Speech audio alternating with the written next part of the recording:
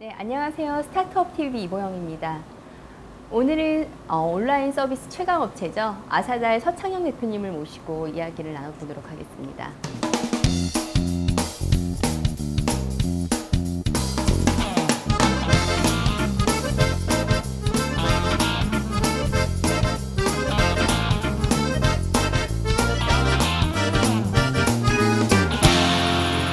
네, 안녕하세요, 수 대표님. 우선 다른 얘기 여쭙기 전에 좀 회사 이름에 대해서 여쭤보고 싶은데요. 아사달. 예사롭지 않은데 어떤 의미인가요? 원래는 아주 예전부터 우리 결의가 쓰던 아침의 땅이라는 말이고요. 시작, 최초 뭐 이런 걸 의미하기 때문에 제가 회사를 처음 스타트업 할 때 딱 어울리는 말이다 이렇게 생각을 했습니다. 그래서 이제 아사달로 회사 이름을 정했습니다. 이력을 보면 S대 경제학과를 졸업하셨는데 어떻게 이렇게 창업을 하게 되셨나요? 사실 제 이제 예전 꿈은 박사 받고 대학 교수해서 연구 논문도 쓰고 제자들도 많이 길러내고 그런 삶이었습니다. 그러다가 인터넷 이제 어떤 그런 트렌드가 막 생길 때 그쪽에 조금 발을 담궜다가 사업을 시작하니까 이제는 뭐 원래 꿈이었던 교수 쪽으로는 갈 수가 없고 이제 사업에 매진하게 됐습니다. 창업 이후에 힘드신 건 없으셨나요? 사실 그 사업의 어떤 사이클, 주기라는 게 한 5년 정도인 것 같아요. 어떤 새로운 아이템을 시작을 했을 때 시장의 반응이 좋으면 쭉 밀고 나가서 한 5년 정도는 계속 수익을 내면서 직원 급여도 제때 주고 또 회사의 수익도 내고 좋은데요. 그 사업이 어느 정도 성숙기에 들어가게 되면은 정말 매출은 늘어나지 않고 직원들은 승진하거나 자기 연봉이 인상되기를 희망하고 경영 여건은 계속 악화가 되니까 또 새로운 경쟁자들이 진입을 해서 회사가 어려워집니다. 그때 새로운 어떤 신규 사업 아이템을 만들어서 돌파를 해야 되는데 그게 참 쉽지가 않잖아요. 그러다 보니까 그 중간에 있을 때 가장 어려웠는데 우리 아사달의 경우에는 원래 이제 도메인 등록하고 호스팅이라는 그 두 가지 아이템으로 시작을 해서 한 1998년에 창업해서 2004년까지 쭉 성장해 오다가 2004년부터 좀 정체되기 시작했는데 그때 저희가 신규 사업을 한 10가지를 시작을 했습니다. 그중에 9가지가 다 망했고요. 간신히 하나가 살아남았는데 그게 요즘 아사달이 하고 있는 디자인몰입니다. 홈페이지나 인쇄물에 필요한 디자인 이미지 소스를 제작해서 유통하는 서비스인데요. 그게 성공함으로써 회사가 다시 도약을 했고 재무적으로도 매우 이제 여유가 있고 직원들도 대거 승진시키고 보상하고 뭐 그냥 윈윈하게 된 거죠. 고객들도 아주 좋은 품질의 이미지를 값싼 가격에 살 수 있게 됐고. 나에게 이런 특별한 멘토가 있었다. 혹시 있으면 말씀 좀 부탁드릴게요. 우리 그 공자님이 논어에서 말하기를 삼인행의 필유 아사언이라. 세 사람이 길을 가면 그 중에 한 명은 반드시 나의 스승이 있다 이런 말씀을 하셨거든요. 저는 저보다 잘난 사람 또 저보다 못난 사람 구별하지 않고 제가 부족한 점이 있는데 그것을 도와줄 수 있는 도움이 되는 어떤 사람이라면 모두 제 멘토고 또 스승이라고 생각을 하고 있습니다. 참 많지만 그 중에서도 만약에 딱 누구를 이제 지명해서 하라고 하신다면 만나본 적은 없지만 개인적으로 스티브 잡스를 매우 존경하고 있고요. 우리 그 안철수 교수님이 쓴 책이라든지 그분의 말씀, 강연 이런 걸 많이 들으면서 매우 도덕적으로 또 인격적으로 사업을 해야 되는구나 이렇게 하면서 많이 배우고 있습니다. 창업을 준비하는 젊은이에게 하고 싶으신 말씀 좀 한 말씀 부탁드리겠습니다. 경영자가 사실 눈코 뜰 새 없이 바쁩니다. 뭐 책 볼 틈도 없고 텔레비전도 못 보고 좋아하는 음악도 못 듣고 사실 그렇습니다. 그럼에도 불구하고 어떤 새로운 트렌드에 관한 서적이라든지 혹은 어떤 거시적인 경제 현상이나 뭐 정치 이런 것들에 대해서 그 자신의 어떤 관점과 시각이 있어야 되기 때문에 끊임없이 그 새로운 걸 배워야 되고 책도 시간을 쪼개서 읽어야 된다고 생각을 하고 있고요. 최근에는 청년 창업에 대한 우려의 목소리도 있는데요. 대표님 어떻게 생각하십니까? 미국은 그게 잘 되어 있죠. 우리나라는 그런 제도적 기회가 거의 없습니다. 그냥 한번 잘못하면 아웃이에요. 그러다 보니까 이 사람들이 원하지 않게 신용불량자가 되는 경우가 많아요. 10명이 창업에 뛰어들면 1명이 성공하고 9명이 신용불량자가 된단 말입니다.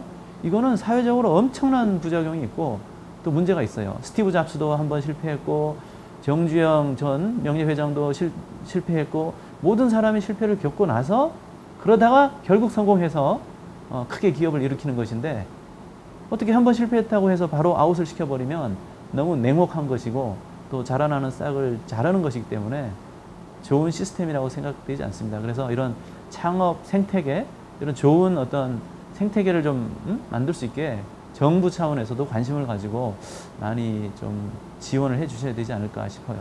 온라인 쇼핑몰에 성공할 수 있는 그런 노하우를 좀 한 가지 말씀 좀 부탁드립니다. 온라인 쇼핑몰은 성공 확률이 매우 낮습니다. 네. 그리고 경쟁이 너무 치열합니다. 그래서 뭐 심지어는 팔면 팔수록 적자가 더 커지는 경우도 있습니다. 그래서 남들이 다 인터넷 온라인 쇼핑몰을 하니까 나도 해야지 하는 정도로서 성공한 사람을 보질 못했고요. 정말 다른 사람은 알기 어려운 어떤 틈새 시장이나 독특한 독창적인 어떤 아이템 그런 걸 가지고 있어서 쉽게 따라할 수 없는 어떤 자기만의 그런 고유한 영역이 있을 때 그럴 때 성공 확률이 높아지는 것 같고요. 그냥 여러 쇼핑몰 N개 중에 나도 한 개다, N분의 1이다 이렇게 해서는 성공하기가 거의 불가능한 것 같습니다. 그리고 설령 이제 자신만의 아이템으로 성공을 하더라도 이 소비자의 트렌드가 계속 바뀌기 때문에 끊임없이 새로운 그 상품이나 뭐 이런 서비스를 개발하기 위해 노력을 해야 되고요. 한순간 그거 게을리하면은 바로 이제 뒤떨어지기 때문에 보통 한 3년, 5년 정도는 열정으로 잘 버티는데 5년 지나면 빨리 아이템을 바꾸지 못하면 그 성공했던 쇼핑몰조차 이제 이렇게 고객들로부터 외면당하거나 잊혀지는 것 같아요. 지금 생각해 보시면 창업 준비할 때 이 점이 정말 가장 중요한 것 같다라는 거 있으면 좀 말씀 좀 부탁드립니다. 핵심 인재와 또 자금이 아닐까 이렇게 생각을 하고 있습니다. 스타트업 창업하시는 분들은 주변에 친구도 좋고 선후배도 좋고 아니면 전혀 모르는 사람이지만 뜻을 같이 해서 뭉친 사람도 좋고 핵심 인재를 좀 유입하기 위해서 노력을 많이 하셔야 될 것이고요. 두 번째는 이제 자금이 되겠는데요. 저는 뭐 정말 제 주머니 털어서 사업을 했습니다. 외부에 투자도 못 받았고 자금적으로는 그렇게 넉넉한 편이 아니었는데 이제 운이 좋아서 그 은행 문을 두드렸고 또 신용보증이나 기술 신용보증을 문을 두드렸는데 심사에서 높은 확률로 선정이 됐습니다. 그래서 아주 저렴한 이자율로 이제 대출을 받아서 그걸로 사업을 많이 키웠는데요. 우리 스타트업 하시는 분들도 뭐 부모님한테 물려받은 돈이 있으면 제일 좋겠고요.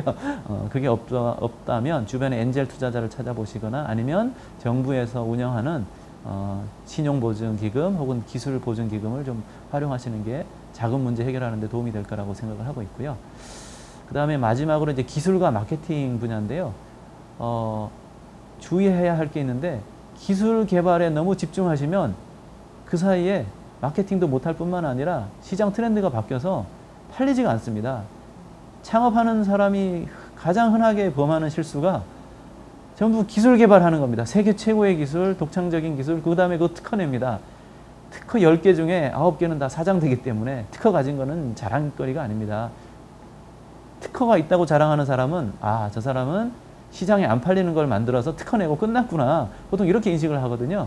특허가 있다고 자랑하지 마시고 고객이 원하는 어떤 제품이나 서비스를 만들었다는 것을 자랑을 해야 성공을 할 수가 있다고 생각을 합니다. 그래서 경영자가 직접 기술을 알면 물론 좋긴 하겠지만 그것은 필수적인 요소는 아니라고 생각하고 있습니다. 선택사항입니다. 그러니까 기술 개발보다는 마케팅 쪽에 더 치중하시는 것이 좋다고 생각하는데요. 저도 개인적으로 젊었을 때는 꿈에 불타 있어서 기술 개발에 올인을 했던 적이 있는데 제가 기술 개발하고 있을 때는 회사가 늘 매출이 안 좋았고요. 제가 기술 개발을 조금 멀리하고 직원들에게 개발하라고 시키고 시장을 보고 마케팅에 집중할 때는 회사가 잘 되더라고요. 향후 아사달의 포부 비전에 대해서 좀 간단하게 한 말씀 부탁드리겠습니다. 원래 인터넷 자체가 국경이 없기 때문에 처음 창업 때부터 제가 이제 글로벌 기업을 꿈꾸고 있었습니다. 그래서 회사의 경영 이념에도 그 세계 속의 인터넷 기업이라고 이렇게 정해뒀었고요. 그래서 사실 제가 미국 유학 중에 창업을 했기 때문에 저는 미국에 있었고 우리 직원들은 그때 한 10명 정도 됐는데 한국에 있었고 시작부터 이제 이렇게 그 미국과 한국을 이렇게 오가면서 경영하기 시작했고요. 그러다가 제가 귀국해서 한국 사업을 집중하면서 어느 정도 좀 자리가 잡힌 다음에 2008년 8월 25일에 제가 중국으로 갔습니다. 그래서 중국의 그 연변 조선족 자치주에 있는 연길시에다가 현지 법인을 만들었고 또 다음에 일본도 갔습니다. 일본 도쿄에다가 마케팅 조직도 만들었고 이렇게 해서 이제 한국, 중국, 일본 이렇게 이제 3개국을 이제 연결해 가지고 적어도 동아시아에서는 우리가 뭘 한번 해보자. 네, 이런 생각으로 이제 만들었고요. 비록 아시아에서 시작하지만 꿈은 더 크죠. 미국과 유럽 또 전 세계로 이제 나갈 그런 꿈을 가지고 있습니다. 오늘 말씀 감사하고요. 다음번에 대표님만큼 또 좋은 말씀을 해주실 그 멘토분 한 분 추천 부탁드립니다. 그 스튜디오 미르의 유재명 사장님이십니다. 네. 이분은 그 뽀로로처럼 어떤 애니메이션을 제작하는 감독이셨는데 네. EBS랑 계약해서 회사가 커져서 자기 회사를 만들어서 결국은 미국 시장으로 진출했습니다. 그리고 뽀로로도 해내지 못한 미국 시장 공략에 이분이 성공을 하셨어요. 네, 그래서 미르의 전설이라든지 여러 가지 작품을 많이 만드셨는데요. 이분을 추천해드리고 싶고요. 네, 오늘은 아사달 서창영 대표님을 모시고 그 창업에 대한 여러 가지 경험을 들어봤습니다. 다음 시간에는요, 대표님께서 추천해주신 스튜디오 미르의 유재명 사장님을 모시고 또 한번 그 성공 스토리를 들어보도록 하겠습니다. 감사합니다.